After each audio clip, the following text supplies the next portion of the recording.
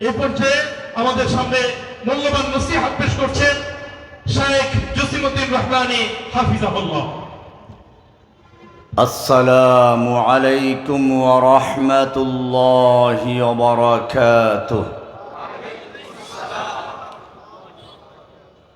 হামিদান ওয়া মুসাল্লিয়ান ওয়া মুসাল্লিমা। অদ্য ৩রা অক্টোবর ২০২৫ রোজ শুক্রবার বাদ এশা বেরুলিয়া ওলামা ও ইমাম পরিষদ কর্তৃক আয়োজিত অধ্যকার মাহফিলের সম্মানিত সভাপতি হযরতুল আল্লাম মাওলানা আশিকুর রহমান সাহেব কাসিমি দামাত বরকাতুহুল আলিয়া, মঞ্চে উপস্থিত উলামায়ে কেরাম, আমার সামনে তাওহীদি জনতা, পর্দার আড়ালে মা ও বোনেরা, আল্লাহ সুবহানাহু ওয়া তাআলার মহান দরবারে লাখ শুকরিয়া জ্ঞাপন করছি, যিনি আমাদেরকে আজকের এই মাহফিলে আসার এবং বসার তৌফিক এনায়েত করেছেন। এজন্য বলি আলহামদুলিল্লাহ। আমরা এই মাহফিল করছি এমন একটি মুহূর্তে যখন এদেশের তাওহীদি জনতা প্রত্যক্ষ করছে, আর একদিকে যাদের প্রতি মুসলিমদের আস্থা, সে উলামায়ে কেরাম মূর্তি পূজার, দুর্গা পূজার বেদিতে গিয়ে দুর্গার প্রশংসা করছে। আমার মনে পড়ে কবি ইকবাল রহমতুল্লাহ আলাইহির কথা, উनको तहजीब ने हर बंद से आजाद किया, उनको तहजीब ने हर बंद से आजाद किया, लेके काबे से सनम खाने में आबाद किया। ইব্রাহিম আলাইহিস সালাম, যার সম্পর্কে কোরআন বলছে মিল্লাতা আবিকুম ইব্রাহিম, তোমরা যেই মিল্লাতকে অনুসরণ করছো, যে ইসলামের অনুসরণ করছো, এটা ইব্রাহিমের মিল্লাত। যে ইব্রাহিমকে আল্লাহ সুবহানাহু ওয়া তাআলা আদর্শ রূপে ঘোষণা করেছেন, قد كانت لكم أسوة حسنة في إبراهيم والذين معه, তোমাদের জন্য আদর্শ রয়েছে ইব্রাহিমের মধ্যে এবং তার সঙ্গীদের মধ্যে। إذ قالوا لقومهم, যখন তারা তাদের কওমের উদ্দেশ্যে বলেছিল, ইন্না বুরাআউ মিনকুম, আমরা তোমাদের থেকে বারা করছি, সম্পর্ক উচ্ছেদ করছি। ওয়ামিম্মা তা'বুদুনা মিন দুনিল্লাহ, এবং আল্লাহর পরিবর্তে তোমরা যাদের ইবাদত করছো তাদের থেকে। ইব্রাহিম আলাইহিস সালাতু ওয়াস সালাম মূর্তি পূজক নয়, শুধু মূর্তি যিনি তৈরি করেন, মূর্তি বিক্রি করেন, মূর্তির ইবাদত করেন, এমন একজনের ঘরে জন্ম হলেন। চিন্তায় পড়ে গেলেন, আসলে কি মূর্তি আমার কোনো উপকার করতে পারে? মূর্তি কি সত্যি আমাদের রব? চিন্তা করতে করতে রাতের বেলায় বসে আছেন আকাশের দিকে তাকিয়ে। কোরআন বলছে, ফালাম্মা জান্না আলাইহিল লাইলু রাআ কাওকাবা, উজ্জ্বল নক্ষত্র দেখতে পেলেন। কালা হাদা রব্বি, এটাই তো আমার রব। মূর্তি আমার রব নয়। যেই মূর্তির সৌন্দর্য আমার বাবার হাতে, যেই মূর্তি খড়কুটা দিয়ে তৈরি করে পিছনে একটা লাঠি ঢুকিয়ে দাঁড় করে রাখা হয়, এই মূর্তি আমার রব নয়।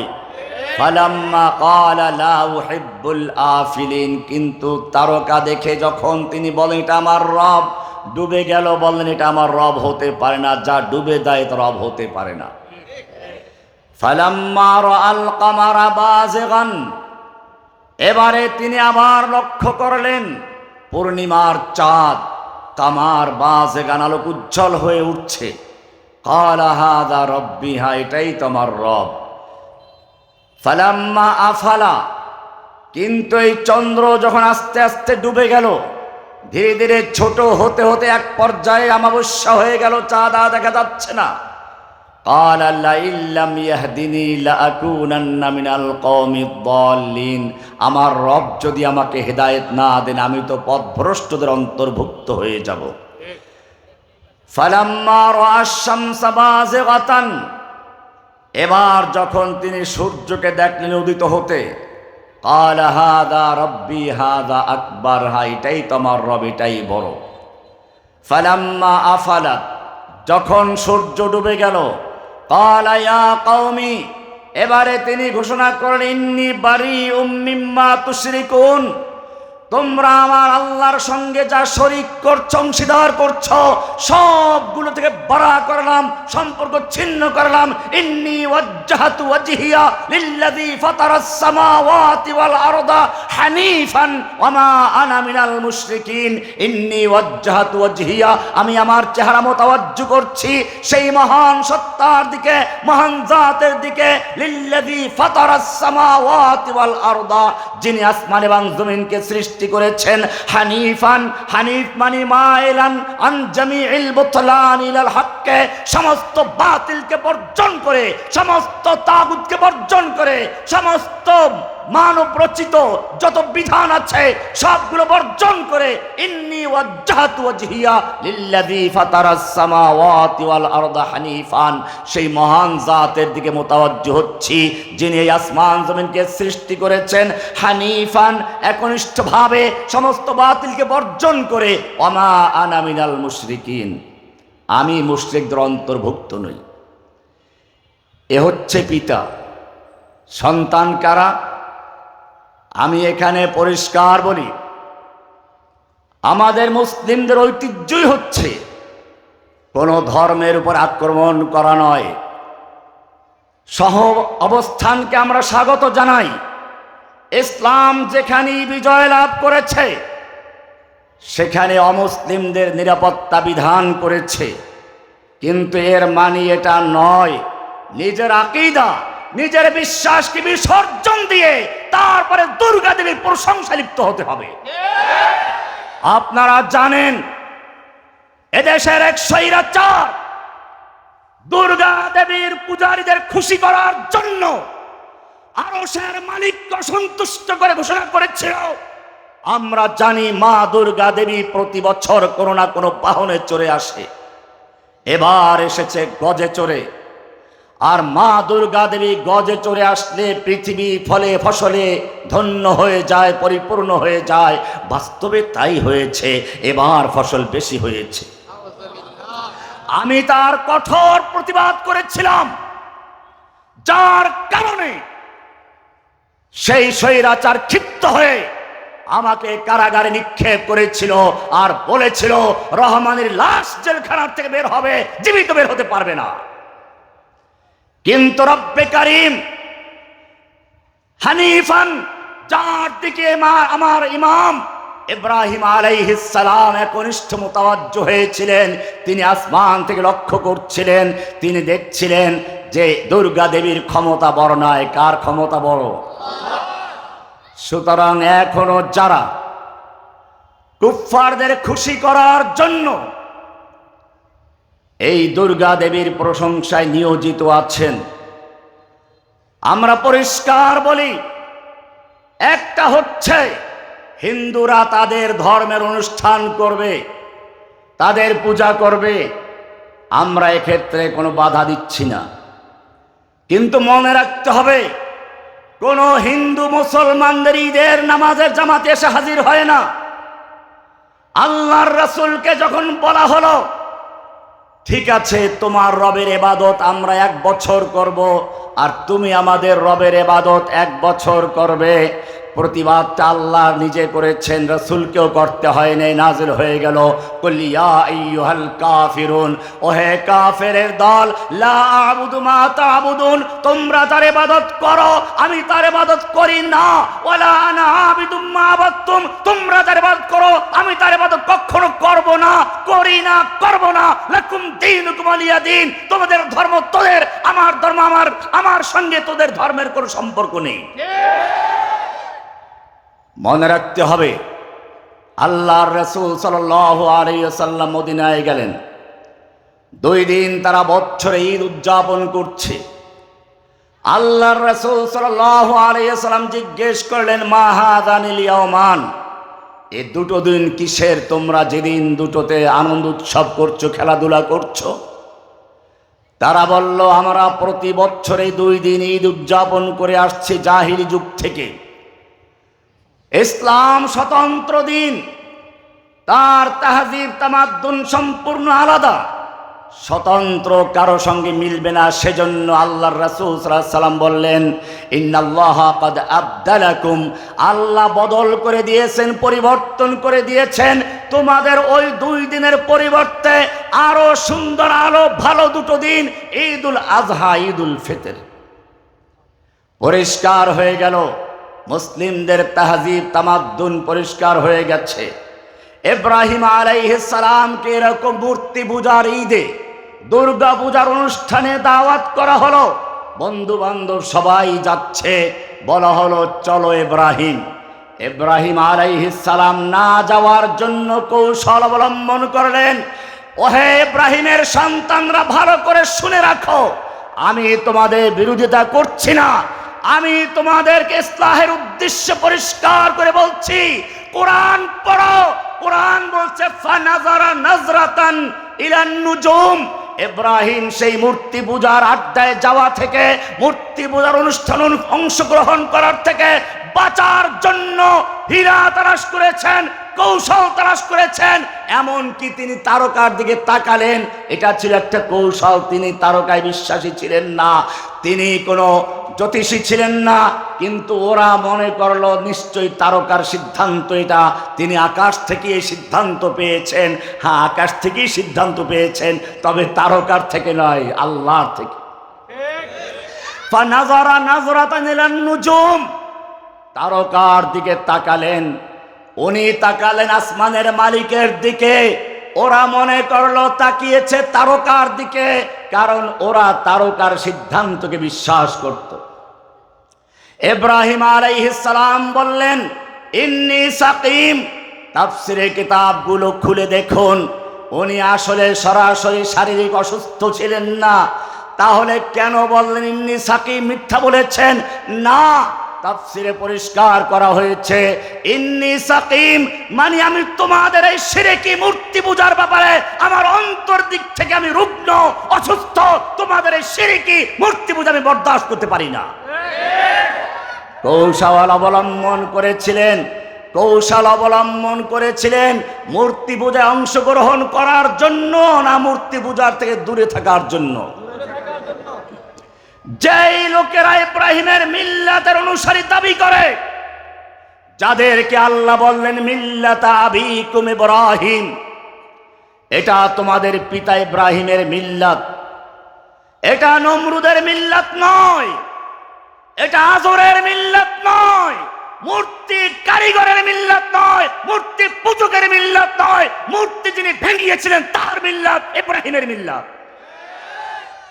তিনি মূর্তি পূজার মেলায় অংশগ্রহণ করার না জন্য কৌশল করেছেন, না যাওয়ার জন্য কৌশল করেছেন। আর সেই মিল্লাতের অনুসারীর নেতারা গিয়ে মূর্তি পূজায় অংশগ্রহণ করে দেবদেবীর প্রশংসায় নিয়োজিত আছেন। কিসের জন্য? কোরআন বলছে আয়াবতাগুনা ইনদাহুমুল ইজ্জাত, তারা কি ওদের কাছে গিয়ে একটু শক্তি, ভোট চায়, পাওয়ার চায়? ইজ্জা, পাওয়ার, শক্তি, ওদের সমর্থন চায়? আল্লাহ বলছেন ফাইনাল ইজ্জাতা লিল্লাহি জামিআ, ইজ্জতের মালিক, পাওয়ারের মালিক, সম্মানের মালিক, সমর্থনের মালিক, ভোটের মালিক ওরা নয়। এই ইজ্জতের মালিক, পাওয়ারের মালিক সম্পূর্ণ আল্লাহ সুবহানাহু ওয়া তাআলা। তুমি বিশ্বাস করো ইব্রাহিমের মিল্লাতের অনুসারী।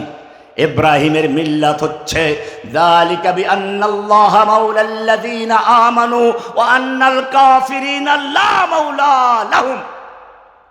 না, ওদের কোনো মাওলা নেই, তোমাদের মাওলা আছে। ওরা স্লোগান দিয়ে বলে নেতা আছে, বলে হ্যাঁ অমুক নেতা আছে, কোন সে নেতা, অমুক নেতা। আল্লাহ বলছেন না, ওই কোন সে নেতা মেতা চলবে না। যালিকা বিআন্নাল্লাহা মাওলাল্লাযীনা আমানু, মুমিনদের মাওলা, মুমিনদের অভিভাবক, মুমিনদের মুরব্বি সবকিছু হচ্ছেন আল্লাহ সুবহানাহু ওয়া তাআলা। ওয়া আন্নাল কাফিরিনা, ওরা যতই বলুক মাওলা আছে, হ্যাঁ আছে, আল্লাহ বলছেন না, ওয়া আন্নাল কাফিরিনা লা মাওলা লাহুম, ওদের কোনো মাওলা নাই, ওদের কোনো মাওলা নাই। নরেন্দ্র মোদীর কোনো মাওলা নেই, ট্রাম্পের কোনো মাওলা নেই।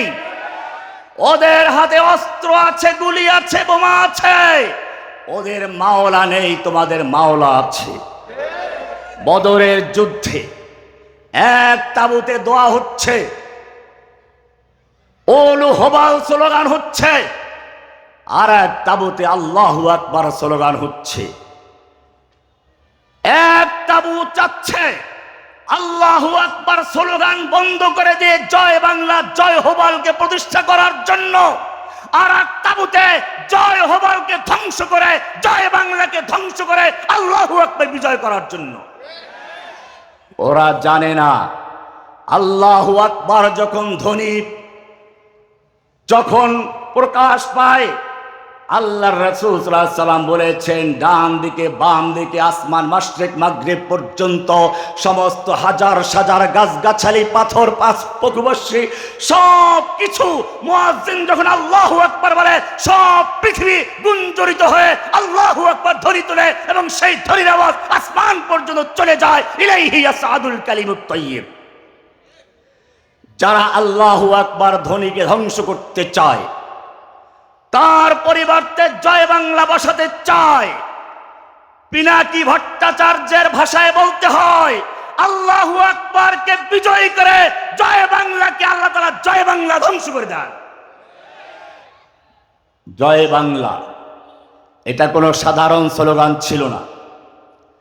জয় বাংলা ছিল আল্লাহু আকবার ধ্বনির বিকল্প। মুহাম্মাদুর রাসূলুল্লাহর বিকল্প ছিল জয় বঙ্গবন্ধু। তাওহীদের স্লোগান আল্লাহু আকবার, রিসালাতের ঘোষণা মুহাম্মাদুর রাসূলুল্লাহ, এই দুইটাকে ধ্বংস করে তার জায়গায় নব্য নমরুদের গোষ্ঠী চেয়েছিল তাওহীদ ও রিসালাতকে ধ্বংস করার জন্য। আল্লাহ রাব্বুল আলামিন আল্লাহু আকবারকে প্রতিষ্ঠা করেছেন, জয় বাংলাকে ধ্বংস করেছেন, এমন ভাবে লাঞ্ছিত করেছেন যারা মনে করেছিল এই ইন্নাল ইজ্জাতা আয়াবতাগুনা ইনদাহুমুল ইজ্জা, তাদের শক্তি, তাদের নরেন্দ্র মোদীর শক্তি, তার অস্ত্র, তার পাওয়ার তাকে রক্ষা করবে। আল্লাহ রাব্বুল আলামিন জানিয়ে দিলেন ফাইনাল ইজ্জাতা লিল্লাহি জামিয়া, ইজ্জতের মালিক নরেন্দ্র মোদী নয়, ইজ্জতের মালিক আল্লাহ। আল্লাহ রাব্বুল আলামিন তার দিনকে বিজয়ী করবেন।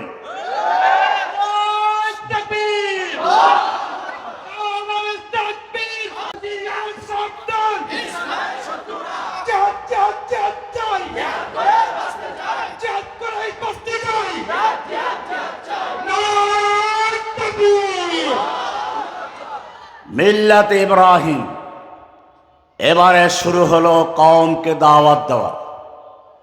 দাওয়াত দিলেন নিজের পিতাকে, ইয়া আবাতি লিমা তা'বুদু মা লা ইয়াসমাউ ওয়া লা ইউবসিরু ওয়া লা ইউগনি আনকা শাইআ।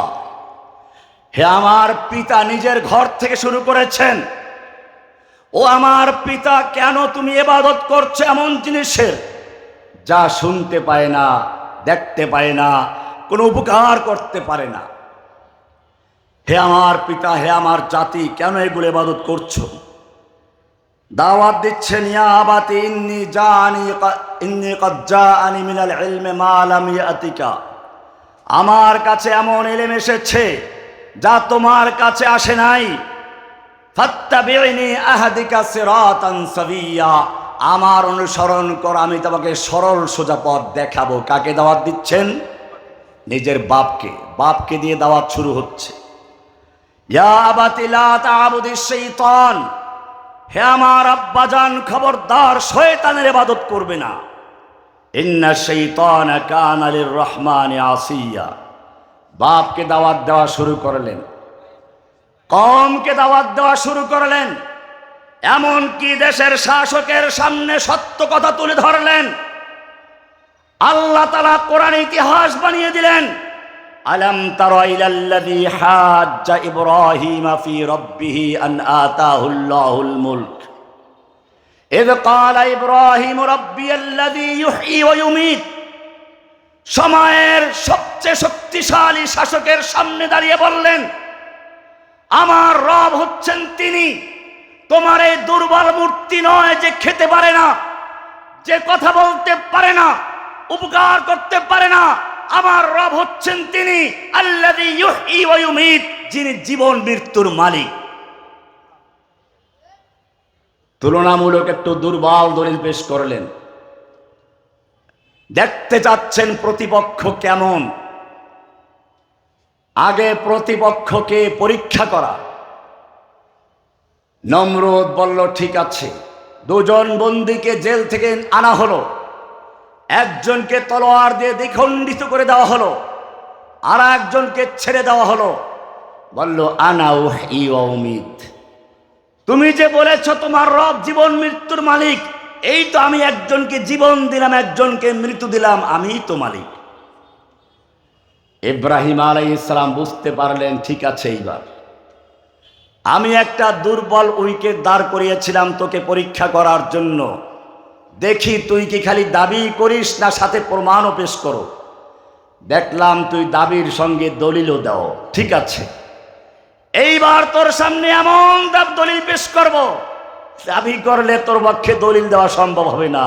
এবারে তিনি পাল্টা প্রশ্ন করলেন, রব্বিয়াল ফা ইন্নাল্লাহা ইয়াতি বিশ-শামসি মিনাল মাশরিকি ফাআতি বিহা মিনাল মাগরিব।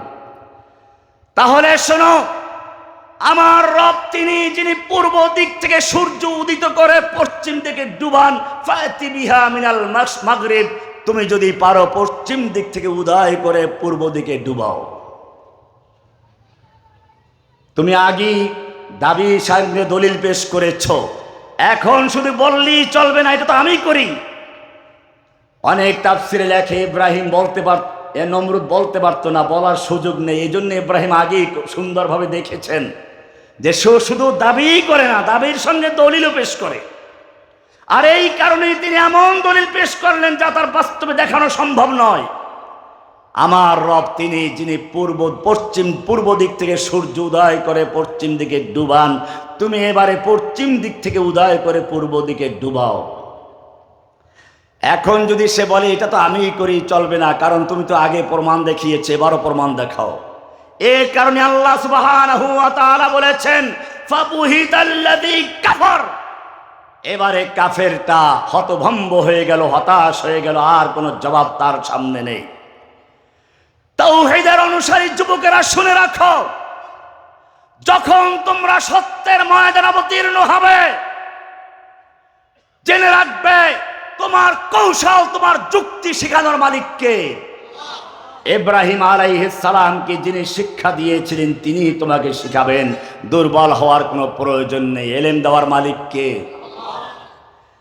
কওমকে দাওয়াত দিলেন, নমরুদকে দাওয়াত দিলেন।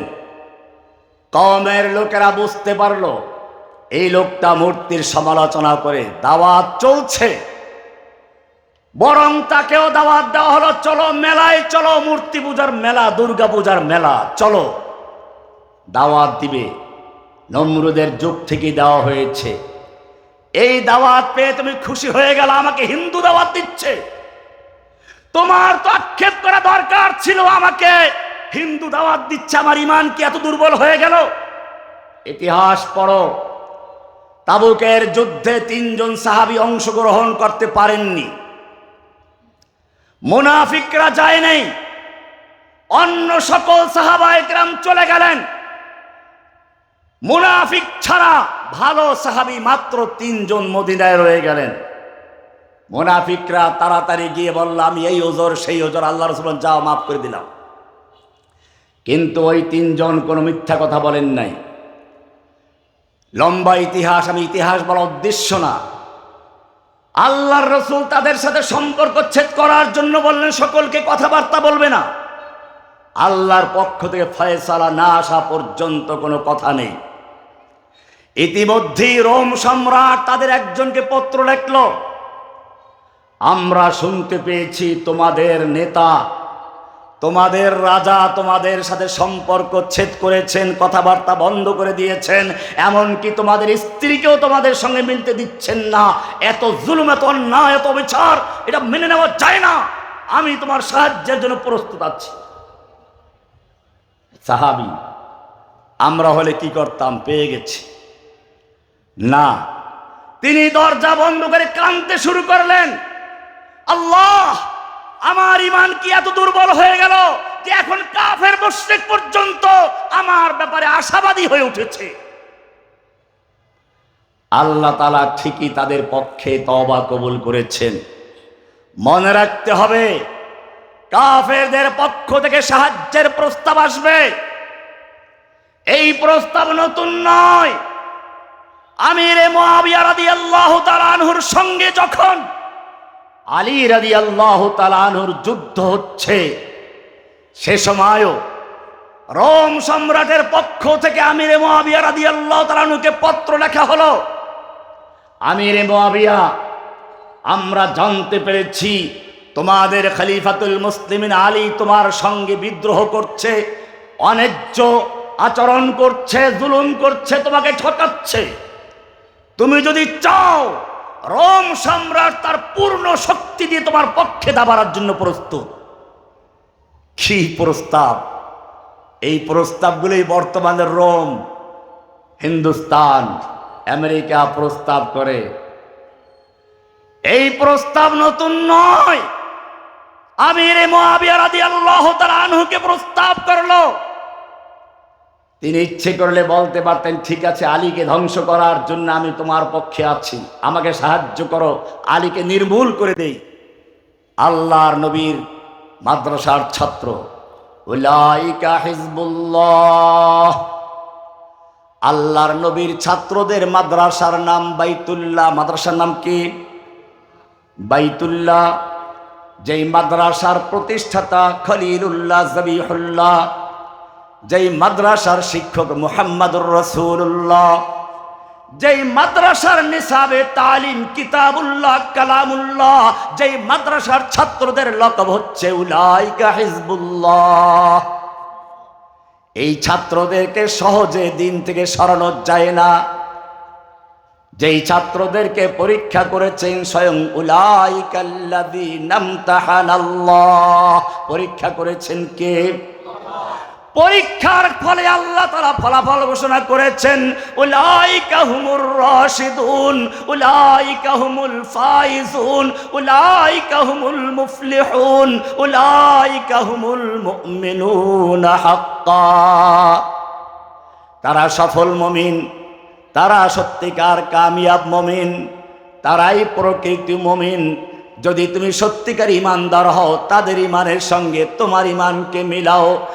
আমিনু কামা আমানান নাস ফাইন আমানু বিমিসলি মা আমানতুম বিহি ফাকাদ ইহতাদাও।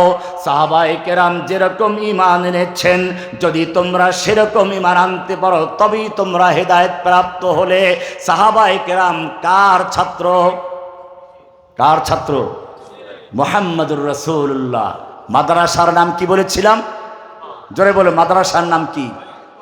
মাদ্রাসার নাম বাইতুল্লাহ। মাদ্রাসার শিক্ষকের নাম কি?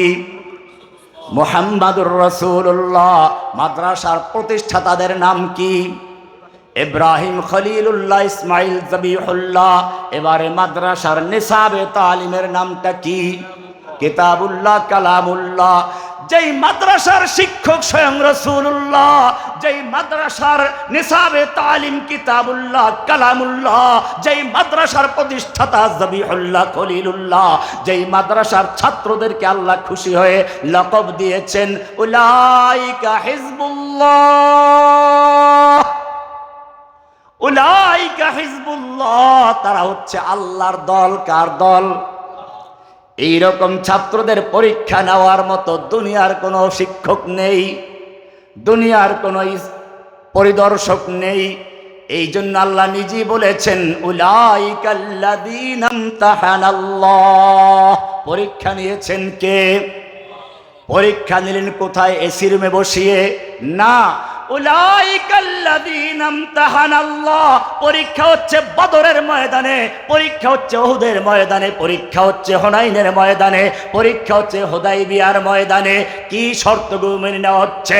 পরীক্ষা হচ্ছে একজন মুমিনকে বন্দী করা হয়েছে কিংবা হত্যা করা হয়েছে, এই খবর চলে আসলো, সঙ্গে সঙ্গে স্বয়ং রাসূল বের হয়ে আসলেন আর ঘোষণা করলেন ইবাদাল্লাহ ও আসহাবাস শাজারা, গাছের নিচে বসে আরাম করার সময় নেই, চলে আসো। আমি হাত বিছিয়ে দিলাম, হাত বিছিয়ে দিলেন। 1400 সাহাবায়ে কেরাম হাত বিছিয়ে দিলেন। কিসের জন্য? ভালো করে ইতিহাস পড়ো। একজন মুমিনকে মক্কায় গ্রেফতার করা হয়েছে, একজন মুমিনকে হত্যার খবর ছড়িয়ে পড়েছে, গুজব ছড়িয়ে পড়েছে। আল্লাহর নবী বায়াত নিচ্ছেন, 1400 সাহাবায়ে কেরাম বায়াত করছেন। কিসের বায়াত? বায়াত আল মাউত ছিল। হয়তো ওসমান হত্যার বদলে দিয়ে মক্কা বিজয় করে ছাড়ব, নতুবা সকলেই শহীদ হয়ে যাব, কেউ মদিনায় ফিরে যাব না। কে কে তৈরি আছো? আল্লাহর নবী হাত বিছিয়ে দিলেন। সব সাহাবায়ে কেরাম নবীর হাতের উপর হাত রেখে বায়াত করলেন। বায়াতের খবর মক্কায় পৌঁছে গেল, ওদের হৃদয়ে জালজালা শুরু হয়ে গেল, কম্পন শুরু হয়ে গেল। সঙ্গে সঙ্গে ওসমানকে নিয়ে তারা সন্ধি চুক্তির প্রস্তাব নিয়ে হাজির হলো।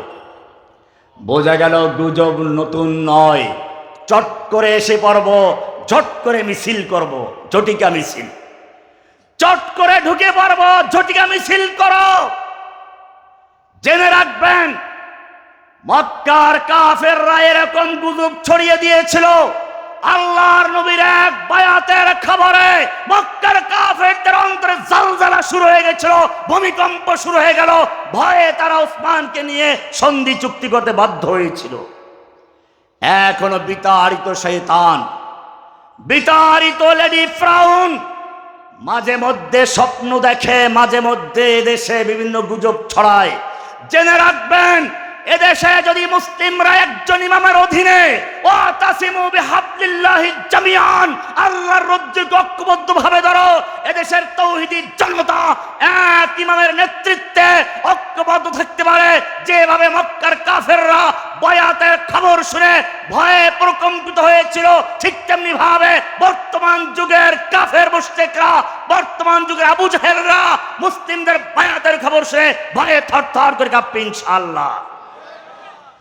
আল্লাহর নবী বায়াত নিলেন। এই বায়াতের খবর মক্কায় পৌঁছে গেল।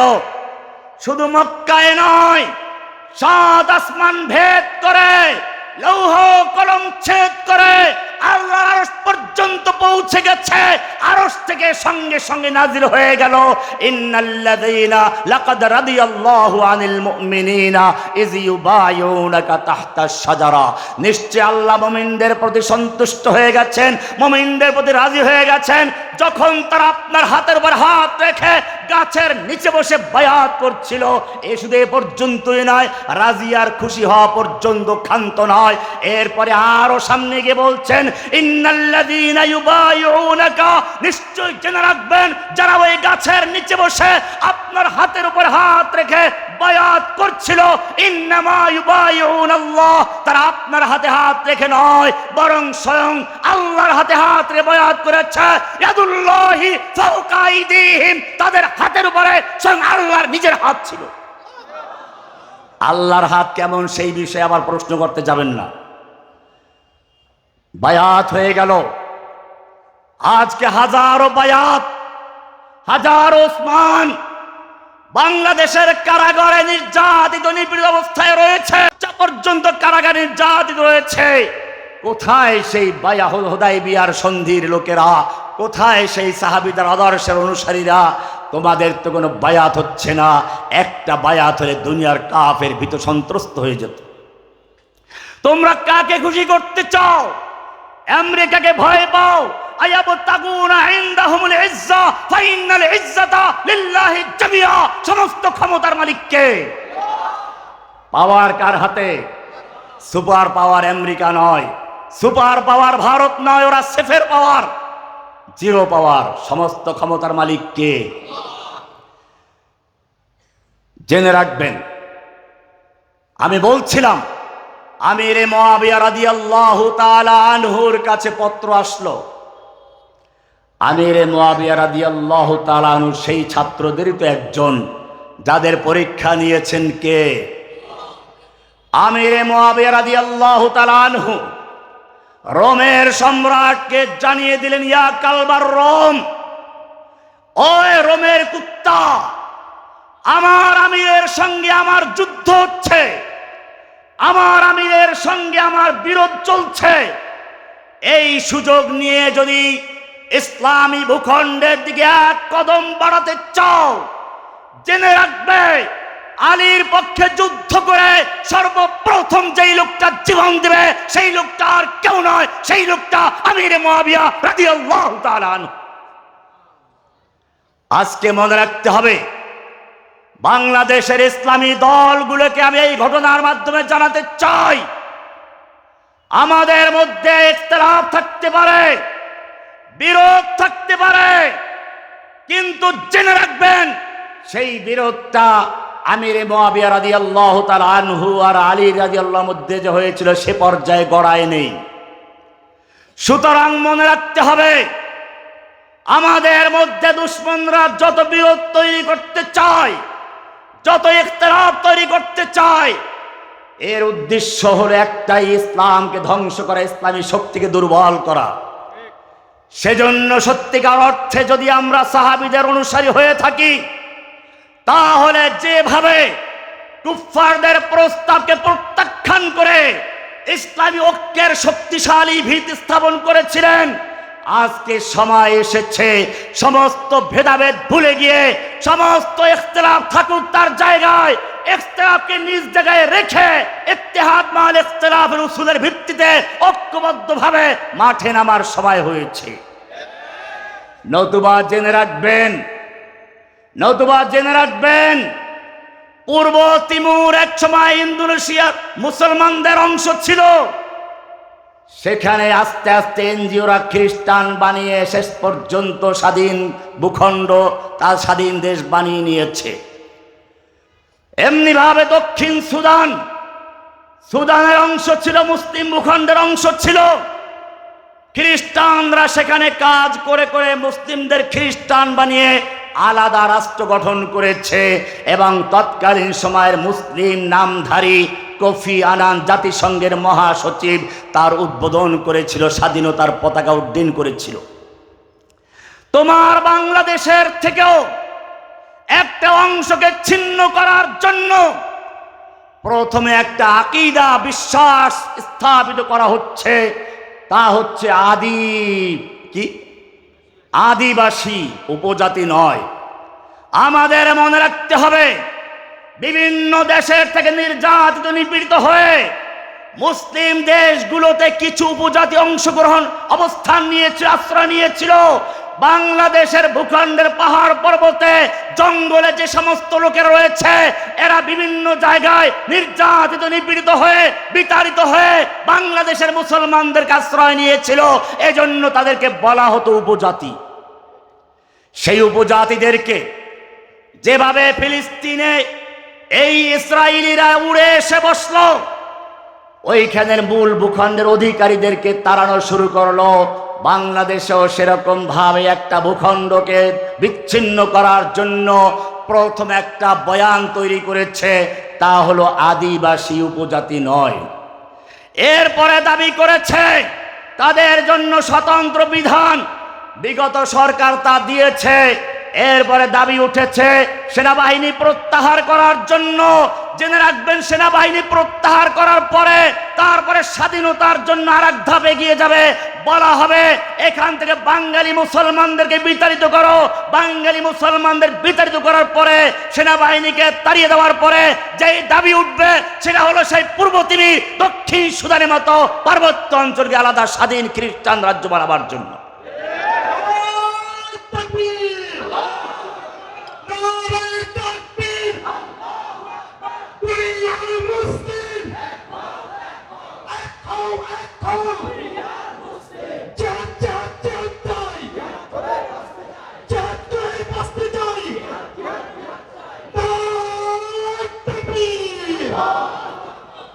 ইব্রাহিম আলাইহিস সালাম নমরুদের দরবারে তাওহীদের দাওয়াত পেশ করলেন। এবারে তাদের কাছে আর কোনো জবাব নেই। ইব্রাহিম আলাইহিস সালাম আরো স্পষ্ট করার জন্য তিনি মূর্তিখানায় ঢুকলেন। গিয়ে দেখলেন মূর্তির সামনে অনেক দামি দামি খাবার আছে। অবশ্য আপনাদেরকে বলবো না, এই অংশ আপনি পালন করবেন, এটার জবাব আমি একটু পরে দিচ্ছি ইনশাআল্লাহ। মূর্তিখানায় ঢুকে দেখলেন অনেক দামি খাবার আছে। কোরআন বলছে, গিয়ে বললেন আলা তাকুলুন, এই মূর্তি খাচ্ছ না কেন? খাও, খা, খাবি না খা। কথা বলে না। আবার আলা তান্তেকুন মা লাকুম লা তান্তেকুন, ব্যাপার কি? কথাও তো বলছো না, কারণটা কি? বারবার বলছে কথা ক, খা, খাবিও না কথাও বলবি না। রাগ উঠে গেছে। ফাকানা দরবান বিল ইয়ামিন, ডান হাতে জোরে থাপ্পড় মারলেন। এরপরে কুঠার নিয়ে মূর্তি ভাঙ্গা শুরু করলেন। ছোটগুলো সব ভেঙ্গে বড়টার কাঁধে কুড়াল লটকে দিয়ে তিনি সরে পড়লেন। ইতিহাস আপনারা জানেন।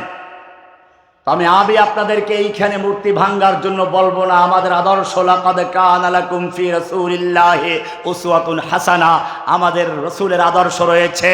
তিনি মক্কায় যখন হামজার মতো বীর পুরুষ তার সঙ্গে রয়েছে, ওমর বিন খাত্তাবের মতো লৌহ পুরুষ তার সঙ্গে আছে, আর সেই খাদিজার মতো ধনী, ওসমানের মতো ধনী তার সঙ্গে আছে। তারপরে ইচ্ছে করলে রাতের অন্ধকারে মক্কার খানায় কাবা এবং তার আশপাশ থেকে 360 মূর্তির 20-25টা ভাঙতে পারতেন, ভেঙেছিলেন। ইব্রাহিম আলাইহিস সালামের সুন্নাত এখানে তিনি পালন করেন নাই। কেন করেন নাই? তিনি হচ্ছেন সর্বশেষ নবী। কিভাবে দিন কায়েম করতে হবে তাকে পাঠানো হয়েছে।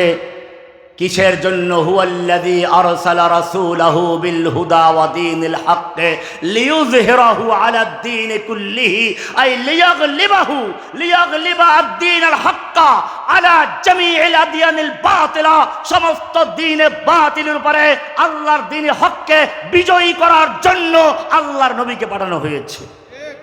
এই জন্য বিজয়ী করতে গেলে জোর করে বিজয় করা যায় না। প্রথম ধাপ হচ্ছে ওই যে দেখেন না, পাহাড়ি অঞ্চলের লোকেরা প্রথম বিশ্বাসের স্লোগান দিচ্ছে আদিবাসী। ইসলাম বলে প্রথম অন্তরে পরিবর্তন করো। আগে পাথরের মূর্তি নয়, মানুষের অন্তরের ভিতরে যে মূর্তি আছে সেই মূর্তিগুলো সরিয়ে দাও, ভেঙে চুরমার করে তাওহীদের বীজ রোপণ করো। উলাইকা কাতাবা ফি কুলুবিহিমুল ঈমান, ঈমানের বীজ রোপণ করলেন, লা ইলাহা ইল্লাল্লাহর দাওয়াত দিলেন। ওরা বুঝতে পারলো, প্রতিবাদ করলো, আইন্না লা তারিকু আলিহাতিনা লিশাইরিন মাজনুন, আমরা কি আমাদের দেবদেবীদেরকে, আমাদের এই বুজুর্গদেরকে, আমাদের এই সংসদকে ভেঙে দিব লিশাইরিন মাজনুন, একজন পাগল কবির কথায়? আর বলল আজআলাল আলিহাতা ইলাহান ওয়াহিদা ইন্না হাযা লাশাইউন উজাব। সে কি বলে? সমস্ত আলেহাদেরকে বাতিল করে দিয়ে, সমস্ত দেবদেবীর ক্ষমতাকে চ্যালেঞ্জ করে শুধু এক আল্লাহর ক্ষমতাকে কেন্দ্রীভূত করতে চায়। আমাদের মনে রাখতে হবে, ইসলাম শিক্ষা দেয় প্রথম তাওহীদের বাণী অন্তরে রোপণ করো।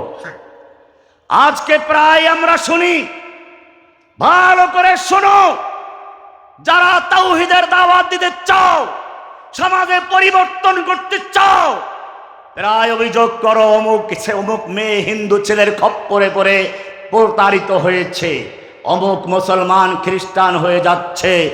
আমি তোমাদের পরিষ্কার জানিয়ে দিতে চাই, যে ঈমান পরিবেশের কারণে অর্জিত হয়েছে, যে ঈমান মা বাপ মুসলমান, ভাই বোন মুসলমান, আত্মীয় স্বজন মুসলমান, পাড়া প্রতিবেশী মুসলমান, দেশটা মুসলমানের, তাই মুসলমান। এই সস্তা ঈমানদার যারা, তাদের ঈমান পরিবেশের কারণেই পরিবর্তন হয়ে যায়। কিন্তু বিলালের মতো যাদের ঈমান, সুমাইয়ার মতো যাদের ঈমান, খুবাইবের মতো ঈমান, খাব্বাবের মতো ঈমান যাদের আছে, আল্লাহর কসম, যত পাহাড় পরিমাণ বাধা আসুক না কেন, লোভ আসুক না কেন, তাদের ঈমান পরিবর্তন হতে পারে না। বাদশাহ হেরাকেল আল্লাহর নবীর পত্র পেল, বলল দেখো মক্কার কোনো ব্যবসায়ী দল সিরিয়ায় আছে কিনা ডেকে আনো। ডেকে আনা হলো। আল্লাহর নবীর সেই সময়ের সবচেয়ে বড় দুশমন আবু সুফিয়ান ওইখানেই আছে, ডাকা হলো। জিজ্ঞেস করা হলো, যেই লোকটা নবুয়ত দাবি করেছে তার সবচেয়ে বংশের দিক থেকে কাছের কে? সঙ্গীরা বলল আবু সুফিয়ান। সামনে বসাও। বাকিদের পিছনে বসানো হলো, যাতে করে চোখের ইশারায় মিথ্যা কোনো যোগসাজশ করতে না পারে। এবারে তিনি দোবাসী ডাকলেন, বললেন, আমি তোমাদের নেতাকে কয়েকটা প্রশ্ন করব, সঠিক উত্তর দিলে সমর্থন দিবে, মিথ্যা বললে প্রতিবাদ করবে। অনেকগুলো প্রশ্ন, একটা প্রশ্ন তোমাদের মুখস্থ রাখতে হবে। প্রশ্ন করেছিল, ওয়াহাল ইয়ারতাদ্দু আহাদুন আন দীনিহি বাদা আন ইয়াদখুলা ফীহি সাখতাতান লিদীনিহি। যেই লোকটা তোমাদের দেশে নবুয়ত দাবি করেছে মুহাম্মদ সাল্লাল্লাহু আলাইহি সাল্লাম, তার দিন গ্রহণ করার পরে দিনের প্রতি অসন্তুষ্ট হয়ে কোনো ব্যক্তি ধর্ম ত্যাগ করে মুরতাদ হয়ে যায় কিনা? আবু সুফিয়ান তখনও কাফের, কিন্তু মিথ্যা বলে নাই, বলল না, এমনটা হয় নাই। আবু সুফিয়ানের এই বক্তব্যের সূত্র ধরে বাদশাহ হেরাকেল মন্তব্য করেছিল, বুখারী খুলে দেখো, ওয়া কাযালিকাল ঈমান হিনা তুখালিতুহু বাশাশাতুহু আল কুলুবা।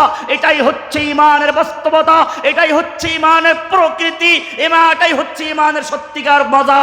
ইযা হিনা তুখালিতু বাশাশাতু আল কুলুবা, যখন ঈমানের স্বাদ, ঈমানের তৃপ্তি, ঈমানের প্রকৃতি, ঈমানের মাধুর্যতা কারো অন্তরের সঙ্গে মিশে যায়, যেরকম ভাবে চিনি পানির সঙ্গে গুলালে পরে মিশে যায়, এরকম যদি কারো ঈমানের সঙ্গে, কারো কলবের সঙ্গে ঈমান মিশে যায় ত্যাগ এবং কোরবানির বিনিময়ে, সেই ঈমান দুনিয়ার কোনো শক্তি টলাতে পারে না।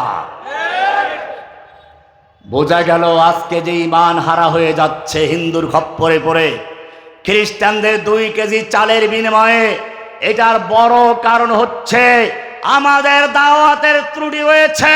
আমরা মানুষের অন্তরে এখনো পর্যন্ত ঈমানের বীজ রোপণ করতে পারি নাই। এটাই হচ্ছে ঈমানের দাওয়াত।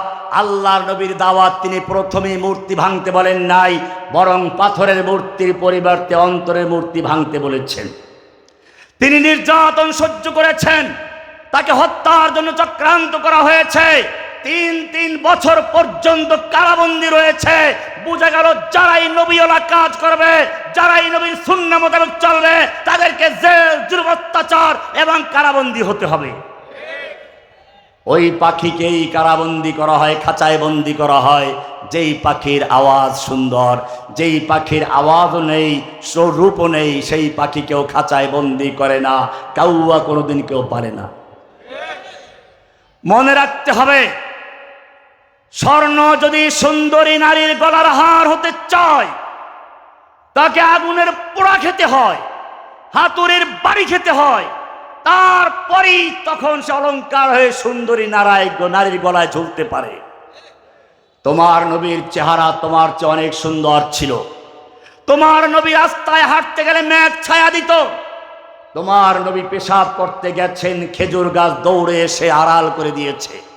তোমার নবী মজলিসে কথা বলছেন, কারো আওয়াজটা নবীর আওয়াজের চেয়ে বড় হয়ে গেছে, ওহী নাযিল হয়ে গেছে। সূরা হুজুরাত পড়ো, লা তারফাউ আসওয়াতাকুম ফাওকা সাওতিন নবী।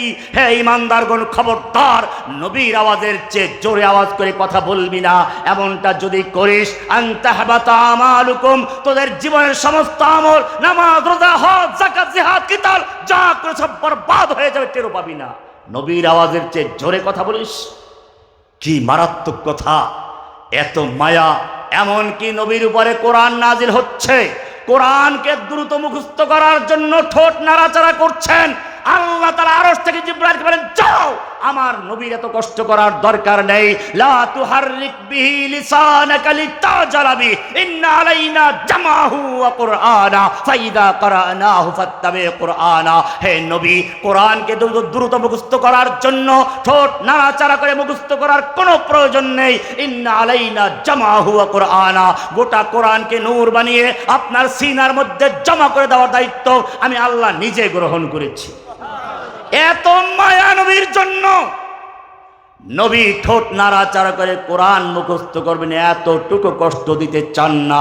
শুধু এ পর্যন্তই নয়, নবী ঘুমিয়ে আছেন, তাহাজ্জুদ পড়ে উঠাচ্ছেন, কি মায়া, ইয়া আইয়ুহাল মুজাম্মিল কুমিল লাইলা ইল্লা কালিলা, ও কামলিওয়ালা ওঠো, একটু জাগো, লাকুমিল লাইলা ইল্লা কালিলা। তবে রাত্র পুরোটা ইবাদত করার দরকার নেই, পা ফুলে যাওয়ার প্রয়োজন নেই। কুমিল লাইলা ইল্লা কালিলা, রাত্রি জাগরণ করো, কিছুক্ষণ ঘুমাও। নিসফাহু আবিন কুসমিনহু কালিলা, অর্ধেক রাত্র বা তার চেয়ে একটু কম, আউজিদ আলাইহি, অথবা তার চেয়ে একটু বেশি। তার মানে হচ্ছে তোমার সারা রাত্রে ইবাদত করার প্রয়োজন নেই, পা ফুলে যাওয়ার প্রয়োজন নেই। তুমি জানি তুমি সারা রাত্রে ইবাদত করলে খুশি হও, আমি আল্লাহ তোমাকে দুরন্ত দেখলেও খুশি হয়ে যায়। কি মায়া যেই নবীর জন্য। এবারে তোমাদের জিজ্ঞেস করতে চাই, এই নবী যখন তায়েফের ময়দানে পাথর বৃষ্টি বর্ষণ হচ্ছিল, রাস্তায় লুটিয়ে পড়লেন, তখন আল্লাহ দেখতে পাচ্ছিলেন কিনা? ফিরাবার ক্ষমতা ছিল কিনা? ফিরিয়েছিলেন কিনা? ফিরান নাই। উহুদের যুদ্ধে আল্লাহর নবী লৌহ বর্ম পরে নামলেন। কাফের দেখলো কোনো আক্রমণ করার জায়গা নেই, জোরে তলোয়ার দিয়ে মাথায় আক্রমণ করলো। লোহার হেলমেট পরা আছে, লোহার টুপি ভেঙ্গে গালের ভিতর দিয়ে মারির দাঁতে আঘাত করলো, দুটো দাঁত পড়ে গেছে, লোহাটা গালের ভিতরে ঢুকে রয়েছে। তুমি কি চিন্তা করেছো তোমার একটু দাঁতে যন্ত্রণা হলে, ব্যথা হলে পাগল হয়ে যাও ডাক্তারের কাছে যাওয়ার জন্য, আর তোমার নবীর দাঁতের ভিতরে লোহা ঢুকে আছে? দুজন সাহাবী যুদ্ধের পরে সেই লোহা বের করার জন্য মারির দাঁত দিয়ে কামড় দিলেন, লোহাটা বের হয়ে আসলো ঠিকই, আর তার দুটো পড়ে গেল। আর তুমি মিলাদের কবিতা পেয়ে গেলে, কর দিয়া জঙ্গে উহুদ মে মুস্তফা দন্দা শহীদ, ইয়ে শরিয়ত ইয়ে খিলাফত हमको मिलने के लिए, या নবী সালাম আলাইকা। মিষ্টি খাওয়া শুরু হয়ে, তুমি যাই নবীর দান্দান শহীদকে কেন্দ্র করে মিষ্টির ব্যবসা করে যাচ্ছ, সেই নবীকে উহুদের ময়দানে বাঁচানোর জন্য নুসাইবা রাদিয়াল্লাহু তাআলা আনহা ডান দিক থেকে, বাম দিক থেকে, পিছন থেকে, সামনে থেকে ঢাল হয়ে যুদ্ধ করেছেন। হাদিসের কিতাব পড়ো, আল্লাহর রাসূল সাল্লাল্লাহু আলাইহি ওয়াসাল্লাম বলছেন, আমি যখন ডান দিকে তাকালাম দেখলাম নুসাইবা, বাম দিকে নুসাইবা, সামনে নুসাইবা, পিছনে নুসাইবা, 10টা তীর তরবারি আঘাত সহ্য করে এই মহিলা যুদ্ধ চালিয়ে গেছে। মুসাইলামার বিরুদ্ধে যুদ্ধে এই মহিলা অংশগ্রহণ করেছিলেন। রুফাইদার ইতিহাস পড়ো, আসমা বিনতে আবু বকরের ইতিহাস পড়ো। যখন আবু বকরের মেয়ে আয়েশা রাদিয়াল্লাহু তাআলা আনহার বড় বোন জাতুন নিতাকাইন, আল্লাহর নবী যখন গারে ছুঁড়ে আত্মগোপনে ছিলেন, নিজের কোমরবন্ধকে ছিঁড়ে একটা অংশ দিয়ে খাবার টিফিনকারী বন্দি টেনে নিয়েছিলেন, আর একটা অংশ দিয়ে তিনি আর তার বাহনকে টেনে নিয়েছিলেন। এজন্য উপাধি দেওয়া হলো জাতুন নিতাকাইন। ইতিহাস পরে এই মহিলা কি করেছিলেন, যখন তার বয়স 100 বছর উপরে চলে গেছে, যখন তার ঠিকমতো চলার ক্ষমতা নেই, অন্ধ হয়ে গেছেন, সেই সময় আব্দুল্লাহ বিন জুবাইর মক্কায় অবরুদ্ধ হয়ে আছেন জালিমদের কারণে, গিয়ে বলছে, মা আমাকে অপশন দেওয়া হয়েছে দুটো, হয়তো আত্মসমর্পণ করব, দুনিয়ার সুবিধা নিব, নতুবা শহীদ হয়ে যাব, আমি কোনটা করব? মা কি বললেন? বললেন, আমার সন্তান শোনো, যদি তুমি সত্যের উপরে থাকো লড়াই চালিয়ে যাও, যুদ্ধ করে শহীদ হয়ে যাও, আর যদি মিথ্যার উপরে থাকো তুমি নিজেও ধ্বংস হয়েছ, আর তোমার সঙ্গে যুদ্ধ করে যারা জীবন দিয়েছে তাদেরকেও ধ্বংস করেছ, যুদ্ধ করো। বলল, মা ওরা তো আমাকে মৃত্যু পরে আমাকে মুসলা করবে, নাক কান চুল হাত পা কেটে উপহাস উল্লাস করবে, মদিনা মক্কার গলিতে তারা আমাকে ছেঁচড়াবে। বললেন, জেনে রাখো, ছাগল যখন জবাই করে টানানো হয়, তার চামড়া উপর দিক থেকে নিচে নেওয়া হলো না নিচের দিক থেকে উপর নেওয়া হলো, চামড়া কেমনে খসানো হলো সেই পরোয়া করার কোনো প্রয়োজন নেই, তুমি যুদ্ধ চালিয়ে যাও। যখন যুদ্ধ করে শহীদ হয়ে গেলেন, তার মা তার জন্য দোয়া করলেন। তোমাদের ইতিহাস হচ্ছে এটাই, তোমাদের ইতিহাস আপোষ করা নয়। মিল্লাত আবিকুম ইব্রাহিম, নমরুদের সামনে দাওয়াত দিলেন, শেষ পর্যন্ত মূর্তি ভাঙলেন। এইবারে মূর্তি ভাঙ্গার পরে যখন লোকেরা মেলার থেকে আসলো, জিজ্ঞেস করলো, মান ফাআলা বিহাযা, একাত্র হয়ে গেল। নমরুদকেও ডাকা হলো, মূর্তি পূজকরা সব একাত্র হয়ে বলল, কে এই দুর্ধর্ষ কাজ করেছে, দুঃসাহসিকতার কাজ করেছে। এবারে সকাল বলল, হ্যাঁ, সামি'না ফাতান ইয়াযকুরু আলিহাতানা, সামি'না ফাতান ইয়াযকুরু আলিহাতানা ইউকালু লাহু ইব্রাহিম। একজন যুবকের কথা শুনেছি আমাদের এই মূর্তির সমালোচনা করে। এই মূর্তির নাম ইব্রাহিম। এই যুবকের নাম কি? এখানে লক্ষণীয় বিষয়, ফাতান। নমরুদ বুঝতে পেরেছিল। কেন যুবকের প্রশ্ন? তাফসিরে লেখে নমরুদ বুঝতে পেরেছিল কোনো ভূমিকম্প হলো না, যুদ্ধ মারামারি হলো না, অথচ সব মূর্তি ভেঙ্গে চুরমার হয়ে গেল। আবার বড় মূর্তি দাঁড়িয়ে আছে। এই মূর্তি তো এই কাজ করতে পারে না, নিশ্চয়ই এটা মূর্তি ভাঙ্গা পর্যন্ত শেষ নয়, বরং এটা হচ্ছে এই মূর্তির সমাজকে ভেঙ্গে দিয়ে ভিন্ন সমাজ গড়ার জন্য এক বিশাল বিপ্লব শুরু হয়েছে। আর সেই বিপ্লবের সূচনা হয়েছে এই মূর্তি ভাঙ্গা দিয়ে। আর এই রকম বিপ্লব শুরু করা কোনো বুড়া মানুষের মাথায় ঢোকে না, ঢোকে যুবকের মাথায়। তোমরা দেখেছ এদেশে বহু আন্দোলন হয়েছে, কিন্তু কোনো আন্দোলন সফল হয় নাই। যখন দেশের যুবকেরা স্কুল কলেজ মাদ্রাসা নির্বিচারে ঐক্যবদ্ধভাবে মাঠে নেমেছিল, ইব্রাহিমের সন্তানরা সামি'না ফাতান ইয়াযকুরু আলিহাতানা, আবার সেই মূর্তি ভাঙ্গার জন্য ঐক্যবদ্ধ মাঠে নেমেছিল। আল্লাহ রাব্বুল আলামিন দেখালেন ইব্রাহিমের সন্তানরা মাঠে নেমেছে, সব মূর্তি ভেঙ্গে চুরমার করে দেওয়া হয়েছিল।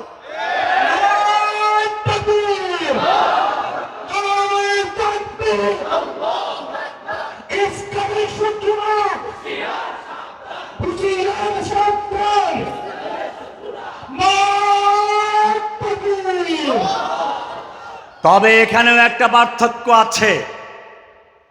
ইব্রাহিম আলাইহিস সালাম সব মূর্তি ভেঙ্গেছিলেন, বড়টা রেখে দিয়েছিলেন, কিন্তু বাংলার ইব্রাহিমের সন্তানরা সব ভেঙ্গেছে, এমনকি বড়টাকেও। যখন দেখলো কুড়াল দিয়ে ভাঙ্গা যাচ্ছে না, ক্রেন লাগিয়ে টেনে হেঁচড়ে দুমড়ে মুচড়ে চুরমার করে দিয়েছে। এখানেই পার্থক্য, কারণ ইব্রাহিম আলাইহিস সালাম মূর্তি ভেঙ্গেছিলেন, অন্তরের মূর্তি ভাঙ্গেন নাই। আল্লাহর নবী যখন অন্তরের মূর্তি ভেঙ্গে চুরমার করে তাওহীদের সমাজ গড়লেন, আবার বিজয়ী বেশে মক্কায় প্রবেশ করলেন, তখন আর ছোট বড় নয়, সমস্ত মূর্তি ভেঙ্গে চুরমার করে দিয়েছিলেন। বোঝা গেল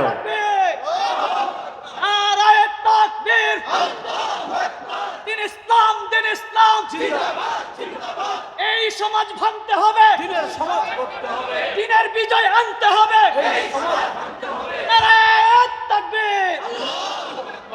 জেনে রাখতে হবে দুটো আদর্শ এখানে। ইব্রাহিমের আদর্শ হচ্ছে ভেঙ্গে চুরমার করে বড়টাকে রেখে দাও, দাওয়াতের কৌশল। আমাদের নবীর কৌশল হচ্ছে তাওহীদের দাওয়াত দিতে দিতে এক পর্যায়ে গিয়ে মূর্তি ভেঙ্গে চুরমার করো। পাথরের মূর্তি, ইটের মূর্তি ভাঙ্গার আগে মানুষের অন্তরের থেকে সমস্ত মূর্তির ভালোবাসা মহাব্বত ভেঙ্গে চুরমার করো, লোকেরা নিজেরাই মূর্তি ভেঙ্গে ফেলবে। যেই মূর্তিটাকে বসাবার জন্য, কলবের মধ্যে স্থাপন করার জন্য রেডিও, টিভি, সমস্ত প্রচার মাধ্যমগুলো ব্যবহার করা হয়েছে, 1 বছর তার কি যেন জন্ম শতবর্ষী পালন করা হলো, 1 বছর আগের থেকে কামডাউন শুরু হলো। আমরা যারা জেলখানায় ছিলাম তারা জানি, বিটিভি ছাড়া জেলখানায় অন্য কোনো চ্যানেল দেখা যায় না। খুললেই পরে বাবার মূর্তি, সবসময় বাবার বন্দনা, সব সময় চেষ্টা হলো রাস্তার মোড়ে মোড়ে বাবার মূর্তি, অফিসে বাবার মূর্তি, এমনকি মাদ্রাসার অফিসে পর্যন্ত মূর্তি ঢুকিয়েছিল। উদ্দেশ্য একটাই, সকল অন্তরের ভিতরে মূর্তি স্থাপন করে দেওয়া। কিন্তু জেনে রাখবে অন্তরের মালিক একজন, তিনি কে? তুমি যতই চেষ্টা করেছ ওদের অন্তরে, এই প্রজন্মের অন্তরে মূর্তি বসাবার জন্য, এই প্রজন্ম ইব্রাহিমের সন্তান, এই প্রজন্ম নবী মুহাম্মদ সাল্লাল্লাহু আলাইহি সাল্লামের সন্তান, যারা মক্কার মূর্তি ভেঙ্গে চুরমার করেছে, তাদের অন্তরের ভিতরে এমন ঘৃণা তৈরি করলেন, যেভাবে সাহাবায়ে কেরামদের অন্তরে মূর্তির ঘৃণা তৈরি করে তাওহীদকে বসালেন, এই প্রজন্মের অন্তরে সেভাবে মূর্তির ঘৃণা তৈরি করে দিলেন। এমন ভাবে সমস্ত মূর্তি ভেঙে চুরমার করে দেওয়া হলো। এটাই পার্থক্য ইব্রাহিম আলাইহিস সালামের সাথে আর লাকাদ কানা লাকুম ফি রাসূলিল্লাহি উসওয়াতুন হাসানার সঙ্গে। প্রিয় তাওহীদি জনতা, যুবক ভাইয়েরা, এখানে লক্ষণীয় বিষয় হচ্ছে ফাতান, সামি'না ফাতান। সমাজ পরিবর্তন করার জন্য যখন যুবকরা জেগে ওঠে, সেই সমাজকে অবশ্যই পরিবর্তন করা যায়, এটা রুখে দেওয়ার মতো কোনো শক্তি থাকে না। तौहीद की अमानत, तौहीद की अमानत सीनों में है हमारे, आसान नहीं है मिटाना नामो निशा हमारा। सब गुरीजा होगी आखिर, सब गुरीजा होगी आखिर, जलवाए खुर्शीद से ये चमन मामूर होगा नगमाए तौहीद से। আবার সেই তৌহিদের দাওয়াত, তৌহিদের আওয়াজ প্রত্যেকটা মানুষের ভিতরে অন্তরে বসাতে হবে।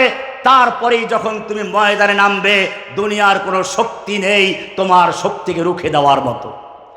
ইব্রাহিমকে আগুনে নিক্ষেপ করা হচ্ছে, ইব্রাহিমকে আগুনে নিক্ষেপ করা হচ্ছে। আমাদের নবীকে নির্যাতন করা হলো, দান দান শহীদ করা হলো। বলছিলাম কেন?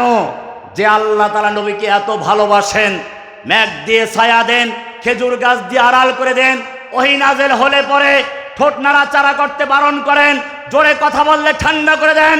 এই নবীকে এত নির্যাতন করা হলো কেন? আল্লাহ তাআলা বাধা দেন নাই। কোরআন বলছে, আম হাসিবতুম আন তাদখুলুল জান্নাতা ওয়ালাম্মা ইয়াতিকুম মাসালুল লাযীনা খালাউ মিন ক্বাবলিকুম মাসসাতুহুমুল বাসাউ ওয়াদ-দাররাউ ওয়া যুলজিলু হাত্তা ইয়াকুলার রাসূলু ওয়াল্লাযীনা আমানু মা'হু মাতা নাসরুল্লাহ।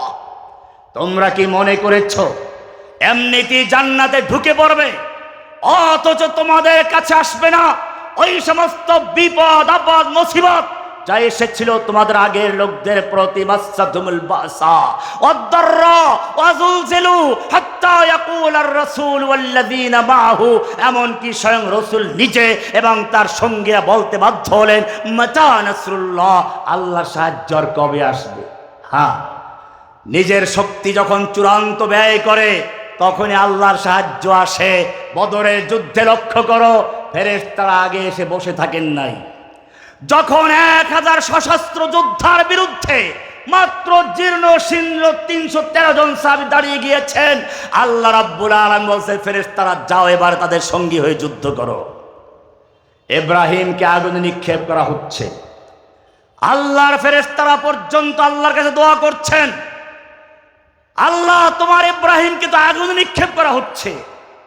আল্লাহ বলছেন, আমি দেখছি, কতক্ষণ দেখো, আমার নিয়ম আছে, আমি চূড়ান্ত পরীক্ষা নেব, শেষ সময় ফিরে যায় কিনা। ইব্রাহিমকে আগুনে নিক্ষেপ করা হলো। আল্লাহ তাআলার নিয়ম হচ্ছে, বান্দার ক্ষমতা যখন চূড়ান্ত পর্যায়ে শেষ হয়ে যায়, আর কোনো ক্ষমতা নেই, আল্লাহ বলেন তখনই আমার সাহায্য শুরু হয়ে যায়। আগুনে নিক্ষেপিত হয়েছে, ইব্রাহিমের ক্ষমতা শেষ হয়ে গেছে, আমার সাহায্য শুরু হয়ে গেছে। কুলনা ইয়া নারু কুনি বারদাও ওয়া সালামান আলা ইব্রাহিম, খবরদার আগুন আমার ইব্রাহিমের জন্য ঠান্ডা হয়ে যাও, আরামদায়ক ঠান্ডা, কোনো কষ্ট যেন না পায়। আগুনের মালিক কে? যে আল্লাহ রাব্বুল আলামিন ইব্রাহিমের জন্য আগুনকে ঠান্ডা করতে পেরেছেন। আমি জিজ্ঞেস করতে চাই, সে আল্লাহ এখনো জীবিত আছেন কিনা? এখনো এই বোমার আগুনকে ঠান্ডা করে দিয়ে, পারমাণবিক বোমাকে ঠান্ডা করে দিয়ে তাওহীদের ঝান্ডা উড্ডীন করার তৌফিক দিতে পারেন কিনা? কিন্তু শর্ত হচ্ছে, আজ भी जो करे इब्राहिम का ईमा पैदा, आज भी जो करे इब्राहिम का ईमान पैदा, आग कर सकती है, आग कर सकती है अंदाजे गुलिस्ता पैदा। তুমি লক্ষ্য করো মুসা নবীর দিকে, ফিরাউনের বিরুদ্ধে দাঁড়িয়ে গেলেন, এবারে বনি ইসরাইলকে মুক্ত করে তিনি চলছেন, সামনে নদী পিছনে বাহিনী, আর কোনো পালাবার জায়গা নেই। ও মুসা তোমার ক্ষমতা শেষ হয়ে গেছে, আমার নিয়ম হচ্ছে বান্দার ক্ষমতা যেইখানে শেষ হয়ে যায় ওইখান থেকে আমার সাহায্য শুরু হয়ে যায়। তোমার ক্ষমতা শেষ হয়ে গেছে, আমার সাহায্য শুরু হবে। তোমার লাঠি নদীতে মেরে দাও। পানি দুভাগ হয়ে সরে গেল, মাঝখানে ফাঁকা হয়ে গেল, মুসা বাহিনী পার হয়ে গেল। আল্লাহ রাব্বুল আলামিন দেখালেন রাস্তা বাকি আছে, ফেরাউন তুমিও নামো। ফেরাউন নেমে গেল, দুই দিক থেকে পানিকে বলে চুবাও, ফেরাউনকে চুবিয়ে মারলো। আমি জিজ্ঞেস করতে চাই যে আল্লাহ রাব্বুল আলামিন মুসা এবং তার বাহিনীর জন্য নদীর ভিতর রাস্তা করে পার করে দিলেন, আর ফেরাউনকে তার বাহিনী সহ চুবিয়ে মারলেন, সে আল্লাহ জীবিত আছেন কিনা? আগের মতো ক্ষমতা আছে কিনা? তাই যদি হয় তাহলে বর্তমান সময়ের নমরুদ ফেরাউনদেরকে চুবিয়ে মেরে তাওহীদি মুসলিমদের বিজয় দান করতে পারেন কিনা?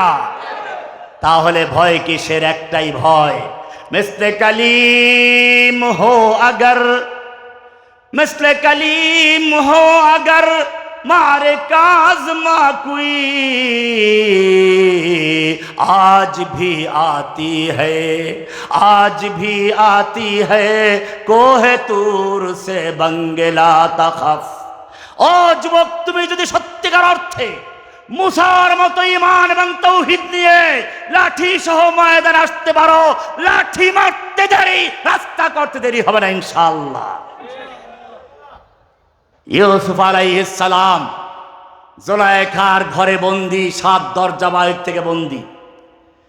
ইউসুফকে বলা হলো আসো, হাইতালাক অপকর্মের জন্য আহ্বান করলো। ইউসুফ বসে বসে তাসবিহ করেন নাই, বসে বসে দোয়া করেন নাই, দোয়া করতে হবে। আল্লাহর নবী বদরের যুদ্ধের ময়দানে বসে দোয়া করেছেন, সেই দোয়া কবুল হয়েছে। ইউসুফ আলাইহিস সালাম মনে করলেন আমার সামনে দরজা পর্যন্ত যাওয়ার ক্ষমতা আছে।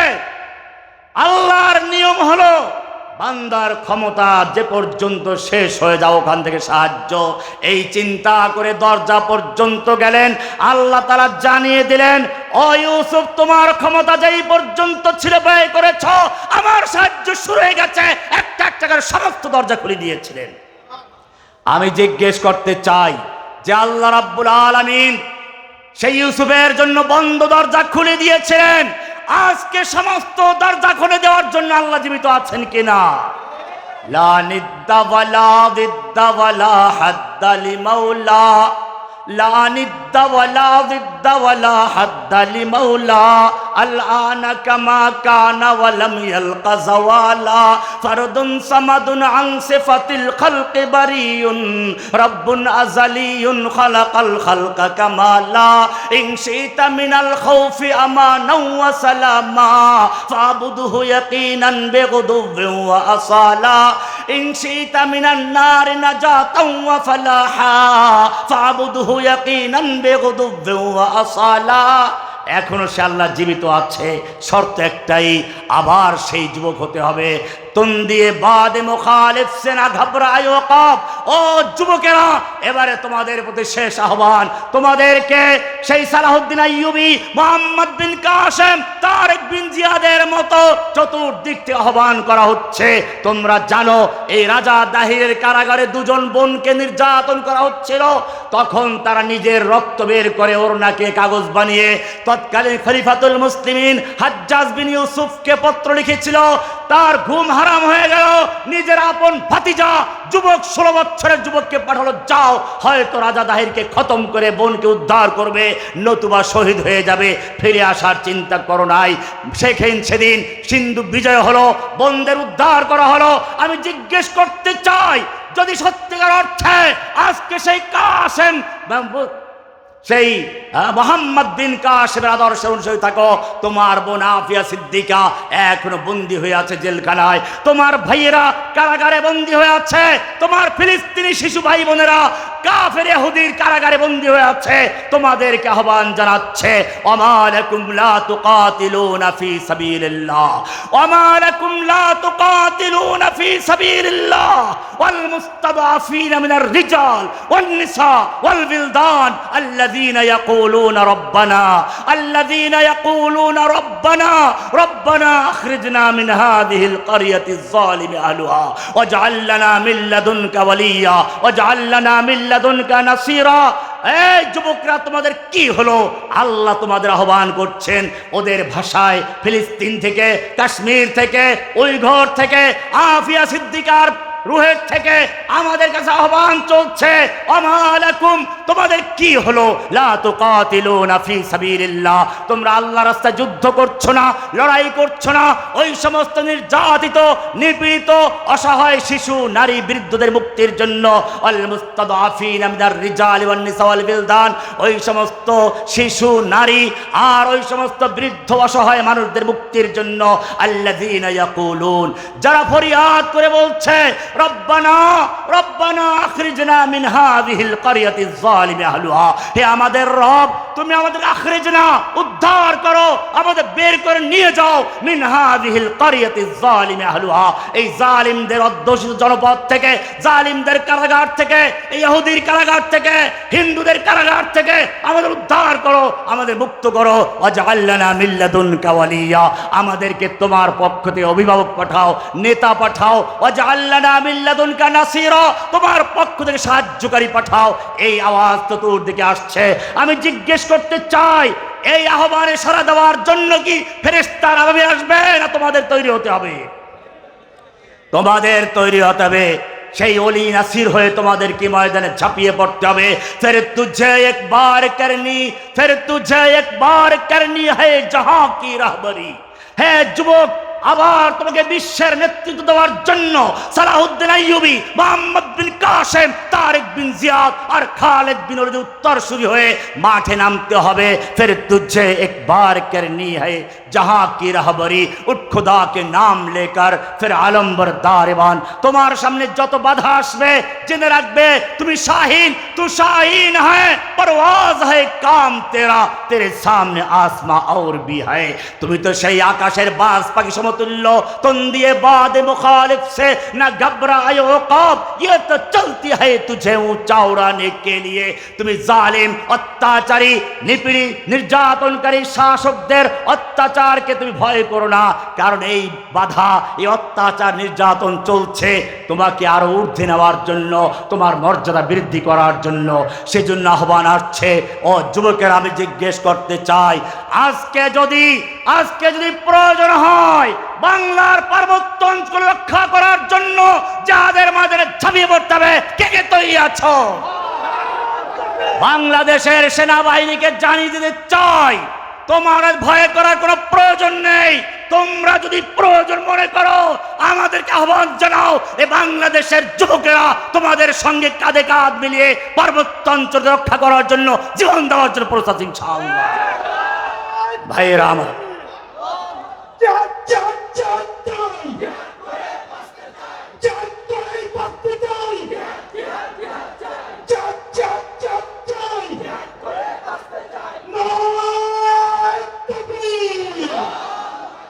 পরিশেষে আমি বলতে চাই, বিভিন্ন ষড়যন্ত্র হচ্ছে, আগেও হয়েছে। এই বাংলাদেশ থেকে ইসলামের বিপ্লবকে ধ্বংস করার জন্য জঙ্গি নাটক সাজানো হয়েছিল। আমাকে আনসারুল্লাহ বাংলা টিমের গুরু, নেতা, আধ্যাত্মিক গুরু ইত্যাদি প্রচার করা হয়েছে। আমি আদালতে চ্যালেঞ্জ করেছিলাম, এই আনসারুল্লাহ বাংলা টিম নামে বাংলাদেশে কোনো দলের অস্তিত্ব নেই। এটা ভারতের রয়ের এজেন্ডা ছিল। লেডি ফ্রাউনকে দিয়ে এজেন্ডা তৈরি করে এদেশের তাওহীদি আলেমদেরকে, যুবকদেরকে হত্যা করার জন্য, গুম করার জন্য, ধ্বংস করার জন্য এই নীল নকশার দল তৈরি করা হয়েছিল। আমি বর্তমান সরকারকে বলতে চাই, বর্তমান সরকার জানিয়ে দিতে চাই, বাংলাদেশে যদি সেই জঙ্গি থাকতো তাহলে আজকে জেলখানার থেকে এত লোক বের হয়ে আসলো, কই কোন ঘটনা কেন ঘটছে না? বোঝা গেল এই জঙ্গি নাটক যিনি তৈরি করছিলেন তিনি বাংলাদেশের নেই বিদায় বাংলার জমিনে কোনো সন্ত্রাসী নেই। সন্ত্রাসীদের গডমাদার এদেশ থেকে পালিয়ে গেছে, চক্রান্তকারীদের গডমাদার পালিয়ে গেছে। নতুন করে যদি কোনো চক্রান্ত কেউ তৈরি করতে চায় তাহলে ওই ভারতের দালাল লেডি ফ্রাউনকে যেমন দেশ ছেড়ে পালাতে হয়েছে বাংলার জমিন থেকে সকলকে পালাতে হবে ইনশাআল্লাহ।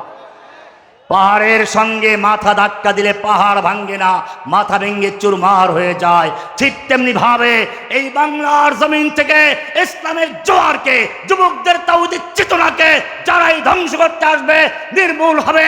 ফেরাউন, হামান, নমরুদের মতো ধ্বংস হয়ে যাবে, তাওহীদ প্রতিষ্ঠা হবে ইনশাআল্লাহ।